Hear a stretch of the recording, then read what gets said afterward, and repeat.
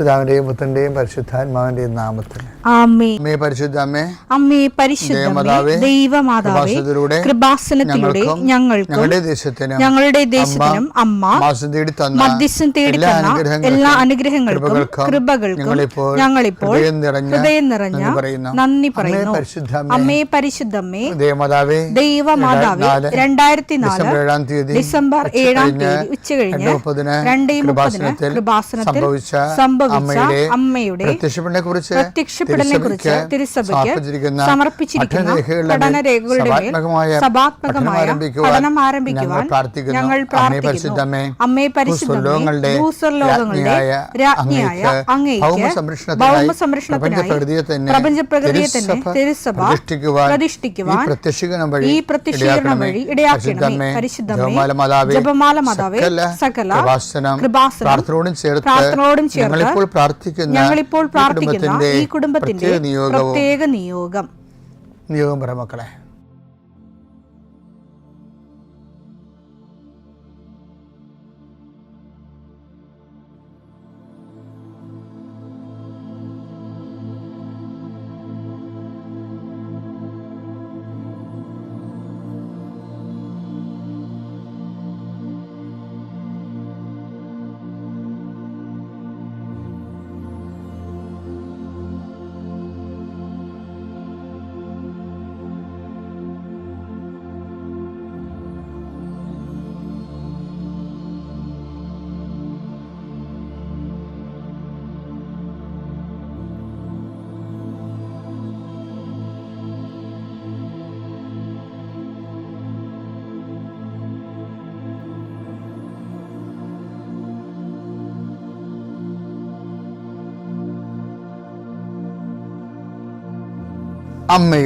അമ്മയുടെ പ്രത്യക്ഷീകരണത്തിന്റെ ഈ അനുഗ്രഹവേളയിൽ ഞങ്ങൾക്ക് സാധിച്ചു തരുവാൻ കനിയണമേ. ആമേൻ. വിശ്വാസ പ്രമാണം.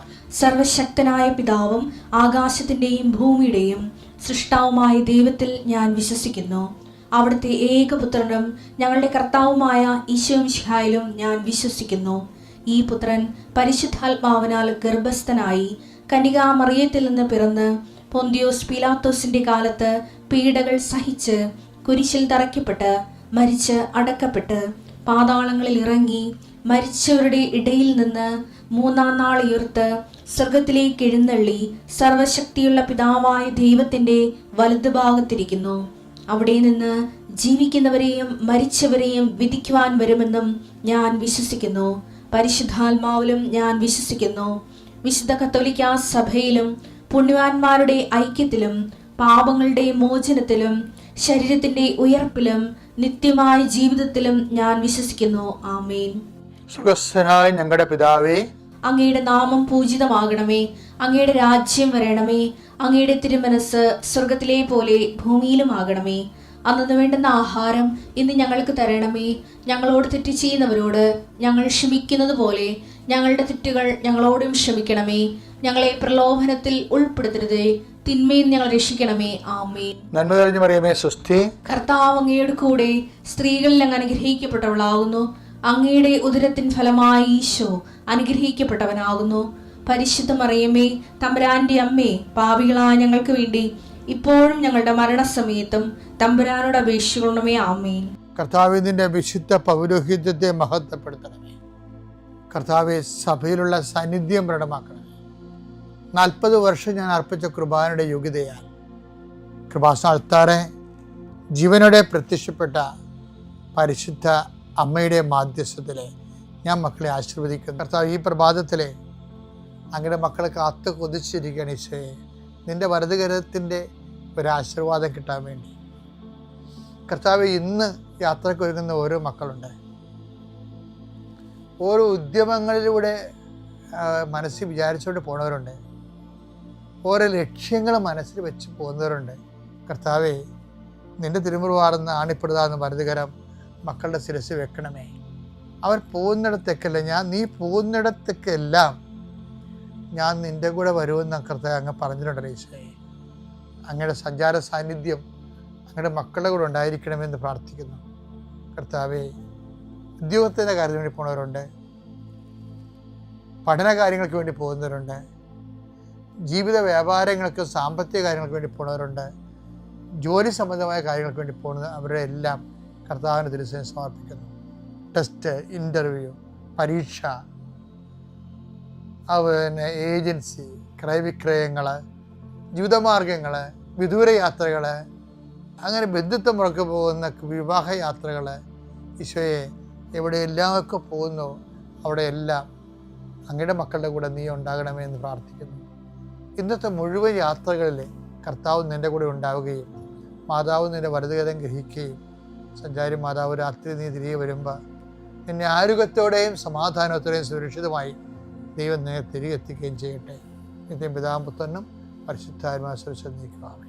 എൻ്റെ പ്രിയപ്പെട്ടവരെ, നിങ്ങൾക്കറിയാമല്ലേ ഈ ദിവസങ്ങളിൽ ഒരു സാക്ഷ്യം ഉണ്ടായേ. ഗ്രിഗറി ജോസഫ്, അദ്ദേഹത്തിൻ്റെ വൈഫിൻ്റെ പേര് കവിത എന്നാണ്.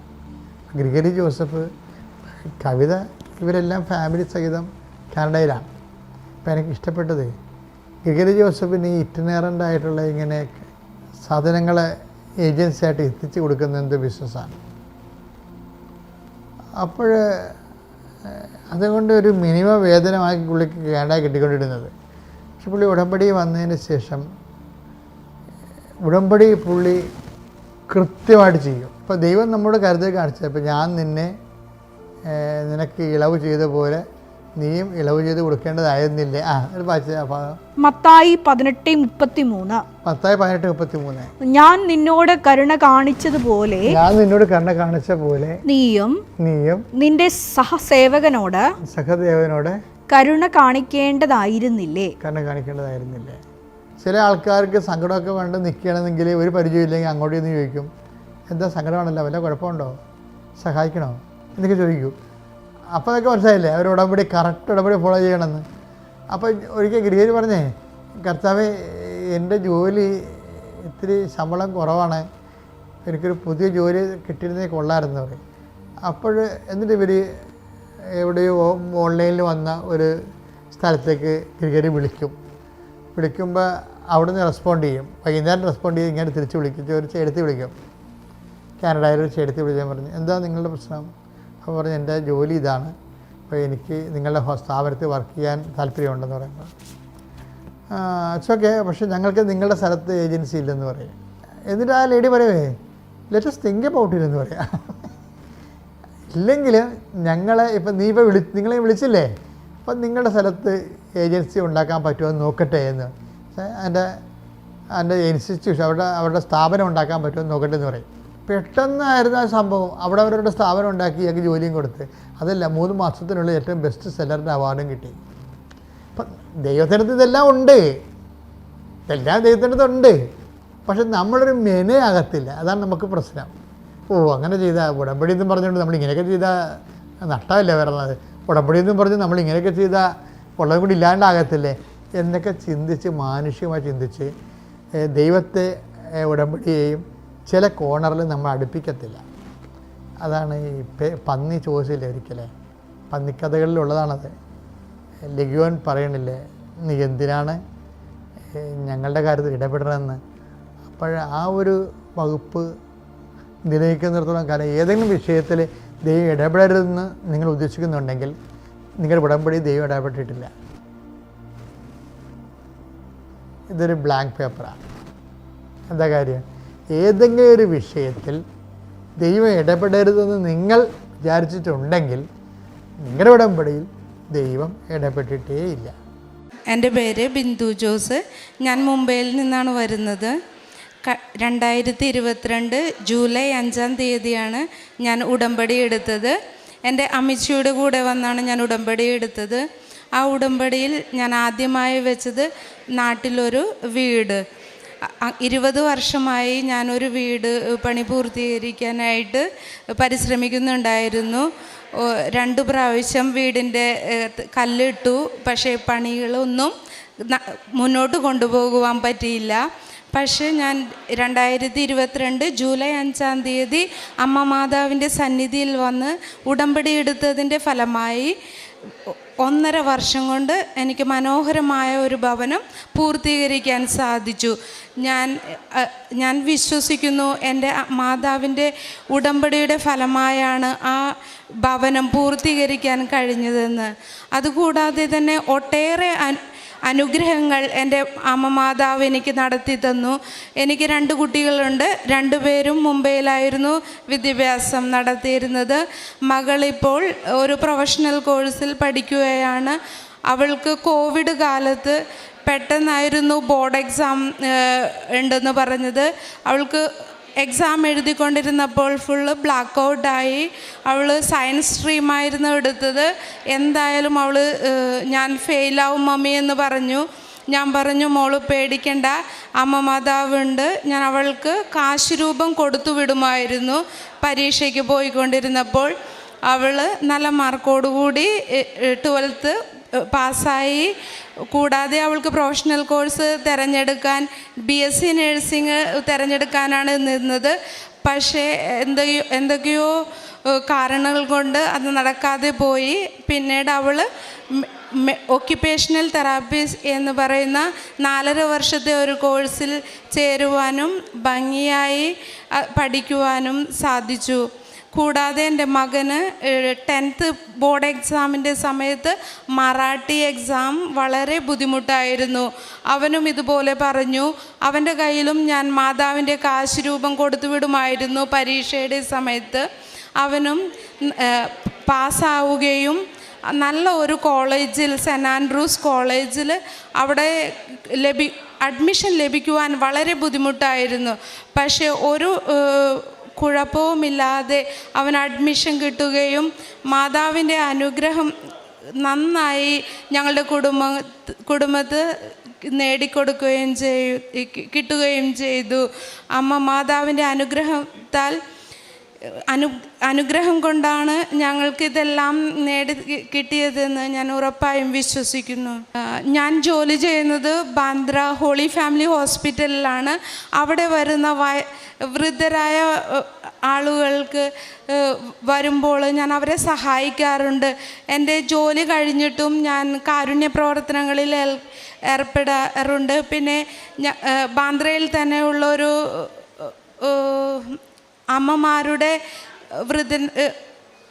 അമ്മമാരുടെ ഒരു ഓർഫനേജ് പോലെയുള്ള ഒരു ഹോമുണ്ട്. അവിടെ പോയി ഞാൻ അവരെ ശുശ്രൂഷിക്കാറുണ്ട്. പിന്നെ പത്രങ്ങൾ എല്ലാവർക്കും കൊടുക്കും, ഇംഗ്ലീഷും മലയാളവും. ആർക്കൊക്കെ എനിക്ക് കൊടുക്കാൻ പറ്റാറുണ്ടോ അതെല്ലാം ഞാൻ കൊടുക്കാറുണ്ട്. ഈ സാക്ഷ്യം പറയാൻ അമ്മ മാതാവും ഈശോയും സഹായിച്ചതിന് നന്ദി. ഞാനാണെങ്കിൽ തമിഴ്നാടാണ്. ചെറിയ അക്ഷരത്തെറ്റുകൾ വരും സംസാരിക്കുമ്പോൾ. ഞങ്ങളുടെ വസ്തു ഞങ്ങളുടെ പേരിൽ പാകം പിരിയാതെ ഇരിക്കുമായിരുന്നു. 30 വർഷം കൊണ്ട് ഇരിക്കുമായിരുന്നു. അത് അമ്മ മാതാവിനെ ഞാൻ ഉടമ്പടിയിൽ വെച്ചിരുന്നു. ഞാൻ ആദ്യം ഉടമ്പടി എടുത്തത് 11/6/2023 ഞാൻ ആദ്യത്തെ ഉടമ്പടിയിൽ വെച്ചത് ഞങ്ങളുടെ പാകപിരിവിനെയാണ്. അത് 30 വർഷം കഴിഞ്ഞ് അമ്മ മാതാവ് സഹായിച്ച് തന്നു. അതുപോലെ എൻ്റെ മകൻ്റെ മൂത്ത മകൻ ബാംഗ്ലൂരിലാണ്. അവൻ നടുവിന് ഡിസ്കിന് അകൽച്ച വന്നിട്ട് ഒത്തിരി കഷ്ടപ്പെട്ടു. അവൻ്റെ വേദന സഹിക്കാതെ ഞാൻ മാതാവിനോട് പ്രാർത്ഥിച്ചു. അമ്മ മാതാവ് മകൻ്റെ നടുവേദനയെ പരിപൂർണമായി മാറ്റി തന്നു. അതുപോലെ അവന് ആസ്മ അറ്റാക്ക് വന്ന് ഒത്തിരി സീരിയസ് ആയിരുന്നു. ICUലൊക്കെ കയറ്റിയായിരുന്നു. ഞാൻ ഒരുപാട് അമ്മ മാതാവിനോട് പ്രാർത്ഥിച്ചപ്പോൾ അവൻ 2 വട്ടം അവന് ആസ്മ അറ്റാക്ക് വന്നു. ഞാൻ 3ാമത് ഇനി അവന് ഇതുപോലെ ആസ്മ അറ്റാക്ക് വരാതെ അവനെ കാത്തുകൊള്ളണേ മാതാവേന്ന് പറഞ്ഞ് പ്രാർത്ഥിച്ചു. അന്ന് മുതൽ അവനെ ഇതുപോലെ അസുഖം ഇതുവരെയായിട്ട് വന്നിട്ടില്ല. അതുപോലെ എൻ്റെ ശരീരത്തിലെ എൻ്റെ കഴുത്തിൻ്റെ അവിടെ കറുത്ത പാടുകൾ വന്ന് ഭയങ്കര ചൊറിച്ചിലുമായിരുന്നു. ഞാൻ ഉടമ്പടി തൈലം അതേലെ പുരട്ടി പ്രാർത്ഥിച്ചു. അത് നേരം തന്നെ മാറി. ഒരു 10 ദിവസം കൊണ്ട് ഉണ്ടായിരുന്നു.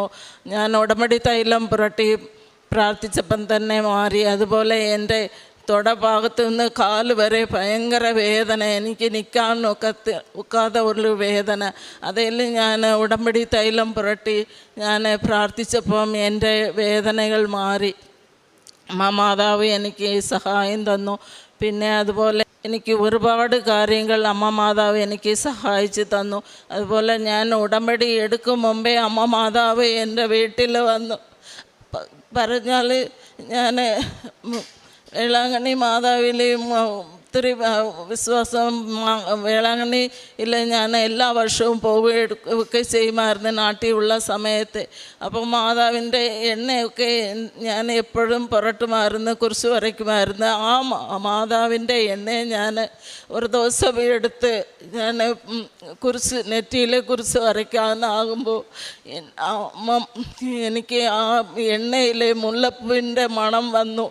ഞാൻ അതേ ശ്രദ്ധിച്ചുകൊണ്ട് അത് ഒരു 10 ദിവസം കൊണ്ട് എനിക്ക് ആ മണം എനിക്ക് വന്നുകൊണ്ടിരുന്നത്. പിന്നെ ഞാൻ എവിടെ പോയാലും കൃപാസന മാതാവിൻ്റെ ഫോട്ടോയെ കാണത്തുള്ളൂ, ഏത് വീട്ടിൽ പോയാലും. അതുപോലെ ഞങ്ങളുടെ ഇടവകയിലിരുന്ന അച്ഛൻ്റെ അടുത്ത് ഒരു വട്ടം അവിടെ പോയി പ്രാർത്ഥിക്കാൻ പോയപ്പോൾ അവിടെയും കൃപാസന മാതാവ്. പിന്നെ അതുപോലെ എൻ്റെ യൂട്യൂബിനകത്ത് കൃപാസന മാതാവിൻ്റെ പ്രാർത്ഥന എന്നും വരുമായിരുന്നു. അപ്പം എനിക്ക് തന്നെ തോന്നി ഉടമ്പടി എടുക്കണം. മാതാവ് എപ്പോഴും എൻ്റെ കൺമുമ്പിൽ വന്ന് പോകുന്നത് പോലെ ഉണ്ടായിരുന്നു. അതുകൊണ്ട് എനിക്ക് ഉടമ്പടി എടുക്കണമെന്നുള്ള ഒരു നിയോഗം വെച്ച് ഞാൻ ഉടമ്പടി എടുത്തു. ഒരുപാട് കാര്യങ്ങൾ സാധിച്ചു തന്ന മാതാവിന് നന്ദി. അതുപോലെ ഞാൻ ഉടമ്പടി എടുക്കും മുമ്പേ മാതാവ് കൃപാസന മാതാവ് എൻ്റെ വീട്ടിൽ വന്നു. എനിക്ക് നടുവേദന വന്നെന്ന് പറഞ്ഞാൽ എൻ്റെ അമ്മ ഹോസ്പിറ്റലിലായിരുന്നു, കിടക്കയിലായിരുന്നു. ഞാൻ 2 വട്ടം അമ്മയെ ഹോസ്പിറ്റലിൽ അഡ്മിറ്റ് ചെയ്ത് ഞാൻ നോക്കുമായിരുന്നു. അന്നേരം എനിക്ക് അമ്മ എല്ലാ കാര്യങ്ങളും ബെഡേലായിരുന്നു. അന്നേരം ഞാൻ നോക്കിയപ്പം എനിക്ക് നടുവേദന കൂടി.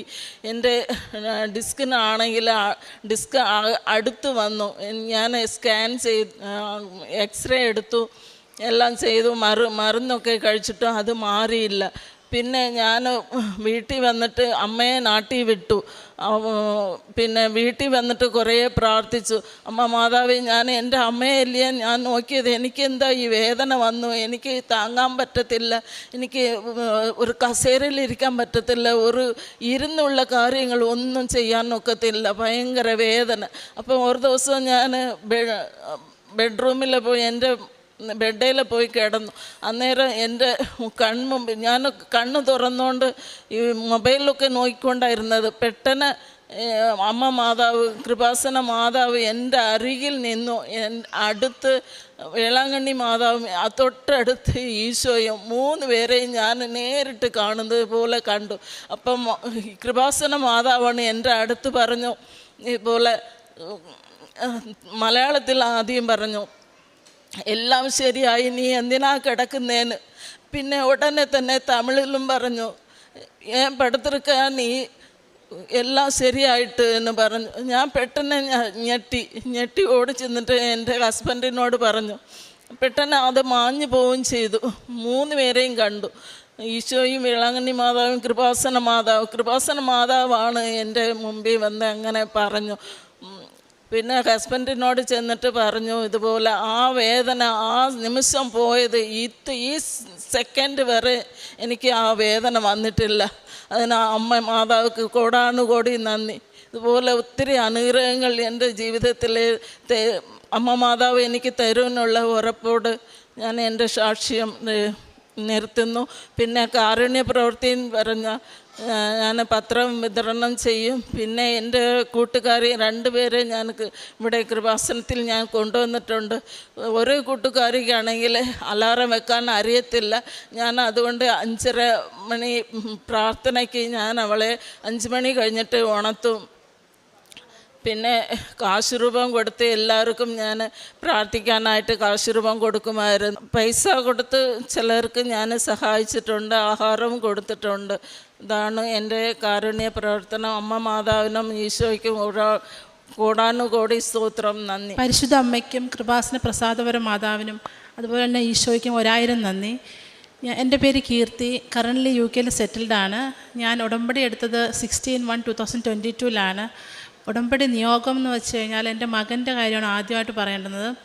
എൻ്റെ മകനാണെങ്കിൽ 2.5 ഇയേഴ്സ് ഉണ്ടായിരുന്നിട്ടും സംസാരത്തിന് കുറച്ച് ബുദ്ധിമുട്ടുണ്ടായിരുന്നു. യൂഷ്വലി നമ്മൾ ഡോക്ടേഴ്സിനെ കണ്ടു. അവർ സ്പീച്ച് ആൻഡ് ലാംഗ്വേജിന് റെഫറൽ പോയി.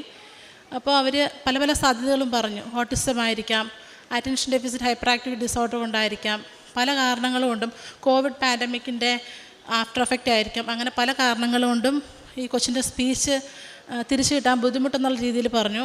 ആസ് എ മദർ എനിക്ക് വളരെയധികം ബുദ്ധിമുട്ടുണ്ടായി, വളരെയധികം സ്ട്രെസ്ഡായി. ഉടനെ ഞാൻ ചെയ്തതെന്ന് വെച്ച് കഴിഞ്ഞാൽ ഒരു ഫ്ലൈറ്റ് ടിക്കറ്റ് എടുത്ത് നാട്ടിലോട്ട് വരികയാണ് ചെയ്തത്. ഒരു സെക്കൻഡ് ഒപ്പീനിയൻ എന്നുള്ള രീതിയിലായിരുന്നു വന്നത്. അപ്പോൾ അതിനു മുമ്പേ തന്നെ എനിക്ക് മാതാവിനുമായിട്ട് നല്ലൊരു ബന്ധമുണ്ടായി. കാരണം എന്ന് വെച്ച് കഴിഞ്ഞാൽ എൻ്റെ ഫസ്റ്റ് ബേബി അല്ല എൻ്റെ ആർച്ചി എന്ന് പറയുന്നത്, എൻ്റെ മകൻ എന്ന് പറയുന്നത്. അതിന് മുമ്പേ എനിക്കൊരു 3.5 months ആയപ്പോൾ ഒരു ബേബി അബോർട്ടായി പോയിട്ടുണ്ടായിരുന്നു. അപ്പോൾ ആ ഒരു ബന്ധം എന്ന് വെച്ച് കഴിഞ്ഞാൽ ആ ഒരു അബോർഷനിൽ ത്രൂ ആണ് ഞാൻ മാതാവിനെ പരിചയപ്പെടുന്നത്. ഒത്തിരി അധികം വിഷമം വന്നപ്പോൾ ഞാൻ യൂട്യൂബിൽ സെർച്ച് ചെയ്തപ്പോൾ മാതാവിൻ്റെ രൂപമാണ് എൻ്റെ മുമ്പിൽ ആദ്യമായിട്ട് വന്നത്.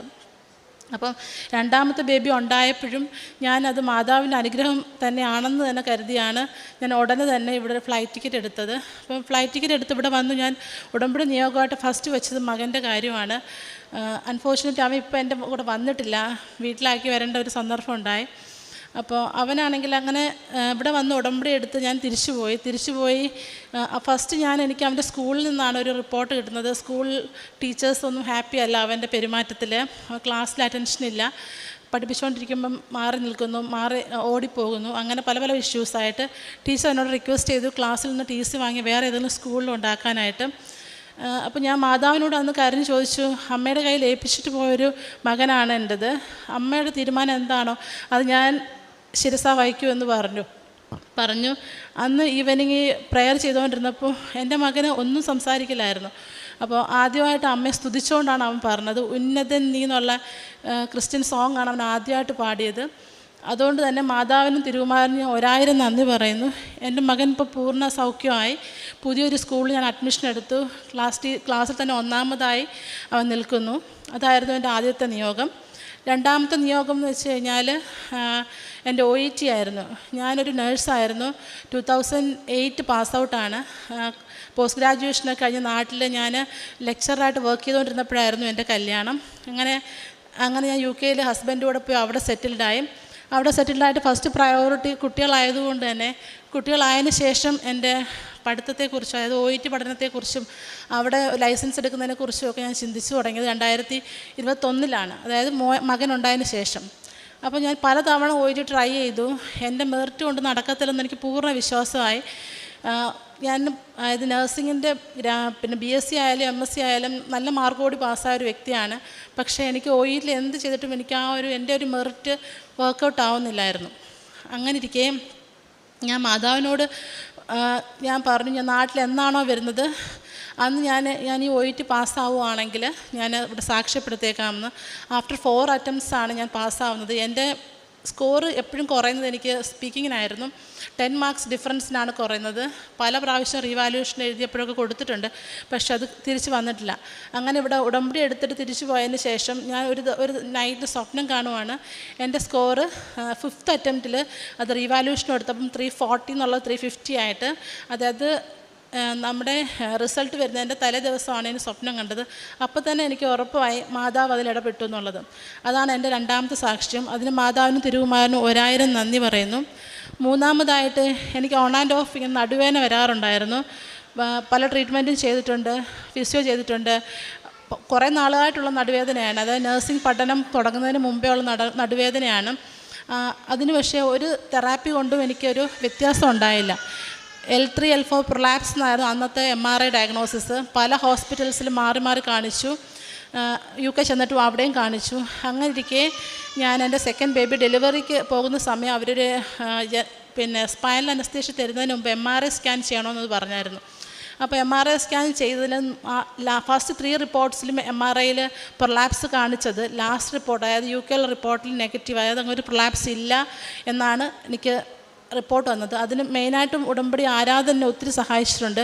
സ്ഥിരമായി ഉടമ്പടി ആരാധന കാണുന്നൊരു വ്യക്തിയാണ് ഞാൻ. മാതാവിനോട് ക്ഷമ ചോദിക്കുന്ന ഈ ഒരു മാസം എൻ്റെ ഹെൽത്ത് കണ്ടീഷൻ കൊണ്ട് എനിക്ക് കാണാൻ പറ്റിയിട്ടില്ല, ഈ ഒരു മാസത്തെ ഒരു ആരാധനയും കൂടാൻ പറ്റിയിട്ടില്ല. പക്ഷേ ഞാൻ ഉറപ്പ് കൊടുക്കുന്നു, ഞാൻ തിരിച്ചെന്ന് ഹോസ്പിറ്റലിൽ നിന്ന് മാറി വരുമ്പോൾ ഞാൻ ഉറപ്പായിട്ടും എല്ലാ ആരാധനയും കുടിച്ച് ചേർത്ത് കാണുന്നതാണ്. അപ്പം അങ്ങനെ ഇരിക്കെ അപ്പോൾ ഉടമ്പടി തൈലം ഞാൻ ഉപയോഗിക്കുമായിരുന്നു. അങ്ങനെ ആ ഒരു ആരാധനയുടെ എഫക്റ്റ് ഉണ്ട്. നടുവേദന പൂർണ്ണമായിട്ട് സൗഖ്യപ്പെട്ടു. ഇപ്പോൾ അങ്ങൊരു നടുവേദന ഇല്ല എനിക്ക്. നാലാമതായിട്ട് എനിക്ക് കുറച്ച് ഫിയർ ഉണ്ടായിരുന്നു. ഉദാഹരണത്തിന് ക്ലസ്ട്രോഫോബിയ എന്ന് പറയും, ക്ലോസ്ഡ് സ്പേസസ് ഭയങ്കര പേടിയാണ് എനിക്ക്. അപ്പം ആ ക്ലോസ്ഡ് സ്പേസസ് പേടിയാവാൻ ഉണ്ടായ കാരണം എന്ന് വെച്ച് കഴിഞ്ഞാൽ പാൻഡമിക് സമയത്ത് പ്രഗ്നൻസി സമയത്ത് നമുക്ക് പ്രഗ്നൻ്റ് ആയതുകൊണ്ട് തന്നെ അവിടെ ക്വാറൻറ്റൈൻ ആയിരുന്നു, ആർക്കും പുറത്തോട്ട് പോകാനുള്ള ഒരു പെർമിഷൻ ഇല്ല. അപ്പോൾ ത്രൂ ഔട്ട് ദ പ്രഗ്നൻസി ഞാൻ ഒറ്റയ്ക്കാണ് വീട്ടിൽ. ഹസ്ബൻഡ് ജോബിന് പോകുമ്പോൾ തിരിച്ചു വരും, പക്ഷേ ഞാൻ ഓവറോൾ പ്രഗ്നൻസിയിൽ ഒറ്റയ്ക്ക് തന്നെ മാനേജ് ചെയ്യണം എല്ലാ കാര്യങ്ങളും. പുറത്തോട്ട് പോയാൽ തന്നെ നമുക്ക് 10 പേരോടും മിണ്ടാൻ പറ്റില്ല. അങ്ങനെ ഇരുന്ന് എനിക്ക് ആകപ്പാടെ ഫോണാണ് ആകപ്പാടെയുള്ളൊരു ഇതെന്ന് വെച്ചാൽ. അപ്പം നമുക്കിവിടെ ടൈം ഡിഫറൻസ് ഉള്ളതുകൊണ്ട് എപ്പോഴും ചിലപ്പോൾ പേരൻസിനെ വിളിച്ചാലോ അല്ലെങ്കിൽ റിലേറ്റീവ്സിനെ വിളിച്ചാലോ കിട്ടിയെന്നിരിക്കത്തില്ല. അങ്ങനെ ഇരിക്കുകയാണ്. അപ്പോൾ അങ്ങനൊരു ഫോബിക്ക് വന്നത് കാരണം എനിക്ക് ഡെലിവറി ടൈമിൽ ഭയങ്കര ബുദ്ധിമുട്ടുണ്ടായി. അങ്ങനൊരു പ്രശ്നം മുമ്പേ ഉണ്ടായിരുന്നില്ല. ഈ ഒരു കോവിഡ് പാൻഡമിക്ക് ശേഷം ഉണ്ടായ വലിയൊരു ദുരന്തമായിരുന്നു അതെനിക്ക്. എനിവേ അത് ഞാൻ ഇവിടെ മാതാവിൻ്റെ ഉടമ്പടിയിലും ഞാൻ 4ാമത്തെ നിയോഗമായിട്ട് വെച്ചു. ഇപ്പോൾ ആ ഒരു പ്രശ്നമില്ല. ഇന്ന് ഉടമ്പടി ആരാധന ഇവിടെ വന്ന് എനിക്ക് കൂടാൻ പറ്റി. നല്ല ക്ലട്ടേർഡായിരുന്നു എല്ലായിടവും, പക്ഷേ എനിക്ക് അവിടെ ഇരുന്ന് എല്ലാം നന്നായി കാണാനും പ്രാർത്ഥിക്കാനും ഒരു ബുദ്ധിമുട്ടും ഇല്ലാതെ എനിക്ക് ഉടമ്പടി ആരാധന കൂടാനും പറ്റി. പിന്നെ ഞാൻ ഈ തന്ന അനുഗ്രഹങ്ങൾക്കെല്ലാം മാതാവിനോട് എന്നും കടപ്പെട്ടിരിക്കും. ഞാൻ ഉടമ്പടിയിൽ തന്നെ കണ്ടിന്യൂ ചെയ്യുന്നു, മാതാവിന് വാക്ക് കൊടുക്കുകയാണ്. പിന്നെ കാരുണ്യ പ്രവൃത്തികൾ എന്ന് പറഞ്ഞു കഴിഞ്ഞാൽ നിങ്ങൾക്ക് എല്ലാവർക്കും അറിയാം, അവിടെ കാരുണ്യ പ്രവൃത്തികളായിട്ട് അങ്ങനെ ചെയ്യാനൊന്നും പ്രത്യേകിച്ച് നമുക്ക് അങ്ങനെ ഇനിഷ്യേറ്റീവ് എടുത്ത് പേഷ്യൻറ്റിനെ പോയി കാണാനൊന്നും പറ്റത്തില്ല. പക്ഷേ ഞാൻ ഒരു നേഴ്സ് ആയതുകൊണ്ട് ഞാൻ എടുക്കുന്ന പേഷ്യൻസിനെ ആരായാലും ശരി ഞാൻ കുരിശ് വരച്ചാണ് ഞാൻ പേഷ്യൻസിനെ ടേക്ക് ഓവർ ചെയ്യാറുള്ളത്. അവർക്ക് പെട്ടെന്ന് സൗഖ്യം കിട്ടണമെന്ന് പ്രാർത്ഥിക്കാറുണ്ട്. എൻ്റെ കൈ കൊണ്ട് ഒരു പേഷ്യൻറ്റ് പോലും ഒരു ഡെത്ത് കെയർ കൊടുക്കാനായിട്ട് ഉണ്ടാവരുതെന്ന് പ്രാർത്ഥിച്ചുകൊണ്ടാണ് ഞാൻ ഓരോ ദിവസവും എൻ്റെ ഡ്യൂട്ടി ടേക്ക് ഓവർ ചെയ്യുന്നത്. അതുപോലെ തന്നെ പിന്നെ ഉടമ്പടി കൃപാസന പത്രം ഞാനിവിടെ ആദ്യമായിട്ട് ഉടമ്പടി എടുക്കുമ്പോൾ എനിക്ക് മലയാളവും ഇംഗ്ലീഷും ഉണ്ടായിരുന്നു. മലയാളം ഞാൻ കൂടെയുള്ള കൊളീഗ്സും അതുപോലെ തന്നെ വേറുള്ള ഹോസ്പിറ്റലിലെ ആൾക്കാർക്ക് കൊടുത്തു. ഇംഗ്ലീഷ് കൃപാസന പത്രം അങ്ങനെ അധികം ആർക്കും കൊടുക്കാൻ പറ്റിയിട്ടില്ലായിരുന്നു. അങ്ങനെ ഞാൻ ഈ കൃപാസന പത്രമായിട്ട് ഞാൻ ഒരു ദിവസം എനിക്കിത് കൊടുക്കാനായിട്ട് അധികം ക്ലോസ് ഫ്രണ്ട്സും ഇല്ല. അപ്പോൾ ഞാനാണെങ്കിൽ എനിക്ക് ഒരു ആഗ്രഹം ഉണ്ടായിരുന്നു, കൊടുക്കുന്നെങ്കിൽ ഈ മാതാവിനെക്കുറിച്ച് ഒരിക്കലും അറിഞ്ഞുകൂടാത്തൊരു വ്യക്തിക്ക് ഇത് കൊടുക്കണം, മാതാവിനെ അറിയിക്കണം. അതുവഴി അവർക്ക് എന്തെങ്കിലും ഒരു രോഗസൗഖ്യമോ അവരുടെ ഏറ്റവും പ്രധാനമായിട്ടുള്ള ആവശ്യം നടക്കണം. അങ്ങനെയായിരുന്നു എൻ്റെ ഏറ്റവും വലിയൊരു ആഗ്രഹം. അങ്ങനെ ഇത് ഒരു പ്രാവശ്യം ഈവനിങ് ഞാനാണെങ്കിൽ നമ്മൾ നോർമൽ ബസ്സിൽ കയറിയിട്ട് ഞാൻ അതിനകത്ത് കയറി അടുത്തുള്ളൊരു സ്റ്റോപ്പിലേക്ക് ടിക്കറ്റ് എടുക്കും. എന്നിട്ട് ഞാനും എൻ്റെ മോനും കൂടാണ് കൃപാസന പത്രം അവിടെയുള്ള ഇംഗ്ലീഷ് പീപ്പിളിന് കൊടുത്തുകൊണ്ടിരുന്നത്. പിന്നെ അവിടെ ആൾക്കാരിങ്ങനെ കൂടുതൽ ധർമ്മത്തിനുള്ള ആൾക്കാർ അങ്ങനെയില്ല. അപ്പം കൂടുതൽ വരുന്നത് റെഫ്യൂജീസ്, ഹോംലെസ് അങ്ങനെയുള്ള ആൾക്കാരായിരുന്നു. അപ്പം ഹോംലെസ് ആയിട്ടുള്ള ആൾക്കാരെ പലരും നെഗ്ലക്റ്റ് ചെയ്യാറുണ്ട്. കാരണം അവിടെ എല്ലാവിധ സൗകര്യവും അവിടെ കൊടുക്കുന്നുണ്ട്, പക്ഷേ ഇവരത് പ്രോപ്പറായിട്ട് യൂസ് ചെയ്യാതും ഡ്രഗ്സും അങ്ങനെയുള്ള കാര്യങ്ങൾക്ക് അടിമപ്പെട്ട് പോയത് കൊണ്ട് ഗവൺമെൻറ് തന്നെ അവിടെ കൊടുക്കുന്നൊരു പണിഷ്മെൻ്റ് ആയിരുന്നു ഹോംലെസ് എന്ന് പറയുന്നത്. ഇവരെ കാണുമ്പോൾ നമുക്ക് വിഷമം തോന്നും. കാരണം വലിയ ഏജൊന്നുമുള്ള കുട്ടികളല്ല, ചിലപ്പോൾ ഒരു 18 ഇയേഴ്സ് മുതലുണ്ട് അങ്ങോട്ട്. അപ്പോൾ നമുക്ക് നമ്മുടെ സൂപ്പർ മാർക്കറ്റ്സിൻ്റെ ഫ്രണ്ടിലും അതുപോലെ തന്നെ വലിയ ബസ് സ്റ്റാൻഡുകളിലൊക്കെ സാധാ ബ്ലാങ്കറ്റ് വിരിച്ചാൽ കിടന്നുറങ്ങുന്നത്. ഇത്രയും തണുപ്പ് രാജ്യത്ത് നമ്മൾക്ക് പോലും വീടിനകത്തിരുന്ന് കഴിഞ്ഞാൽ നമുക്കത് ടോളറൻസ് പറ്റത്തില്ല, അത്രയ്ക്ക് തണുപ്പാണ്. അപ്പം ഇവർക്ക് വേണ്ടിയിട്ട് അവരോട് സംസാരിക്കുമ്പോൾ അവർക്ക് പൈസ മതി. അവർക്ക് നമ്മൾ ഫുഡ് കൊടുക്കുകയോ അല്ലെങ്കിൽ അതൊന്നും വേണ്ട, അവർക്ക് പൈസ മതി. പൈസ അവർക്ക് ഇങ്ങനെയുള്ള ആവശ്യങ്ങൾക്ക് ഉപയോഗിക്കാനാണ്. എന്നെക്കൊണ്ട് ചെയ്യാൻ പറ്റുന്നതിനൊക്കെയുള്ള സഹായങ്ങൾ അവർക്ക് ഞാൻ ചെയ്തിട്ടുണ്ട്. ഫുഡായാലും അവർക്ക് ആവശ്യമുള്ള സംഭവങ്ങൾ വാങ്ങിച്ചു കൊടുത്തിട്ടുണ്ട്. ചിലപ്പോൾ ബസ്സിൽ അവരെ കയറ്റില്ല. അങ്ങനെയൊക്കെയുള്ള ഇഷ്യൂസ് അവിടെ ഞാൻ ഫേസ് ചെയ്തിട്ടുണ്ട് പല പ്രാവശ്യവും. അവർക്ക് വേണ്ടി സംസാരിക്കാനായിട്ട് പ്രത്യേകിച്ച് അങ്ങനെ ആൾക്കാരാരുമില്ല. പിന്നെ അവരെങ്ങനെ റിയാക്ട് ചെയ്യുമെന്ന് പറയാൻ പറ്റത്തില്ല പലരും. അപ്പോൾ എന്നെക്കൊണ്ട് ചെയ്യാൻ പറ്റുന്ന സഹായം അവരൊക്കെ ചെയ്തതിൽ മാതാവിന് ഒത്തിരി നന്ദി പറയുന്നു.